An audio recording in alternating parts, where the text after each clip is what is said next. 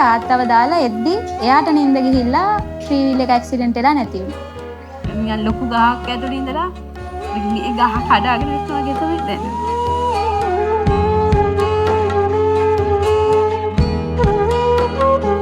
6 වසරේ ඉඳන්ම පන්තියේ 3 4 අතර හිටියා. ඕ ලෙවල් වලට අවුරුද්දක් විතර තියදී මගේ ලොකු අයියා නැති වුණා. එයා අසනීපකින් නැති වුණාද? නෑ. උදේ තාත්තට පොඩ්ඩක් වැඩට යන්න පරක්කු වෙලා නිින්ද ගියා. ඊට පස්සේ එයාව දාන්න වැඩට ගිහිල්ලා එයා තාත්තව ත්‍රිවිල් එකේ වැඩට එක්කගෙන ගිහිල්ලා තාත්තව දාලා එද්දි එයාට නිින්ද ගිහිල්ලා ත්‍රිවිල් එක ඇක්සිඩන්ට් වෙලා නැති වුණා. ශයානි කියන්නකො මේ කම්පාව තාම තියාගෙන ඉන්න. නිකන් ලොකු ගහක් ඇතුළේ ඉඳලා මේ ගහ කඩාගෙන ඉන්නවා වගේ තමයි දැනෙන්නේ.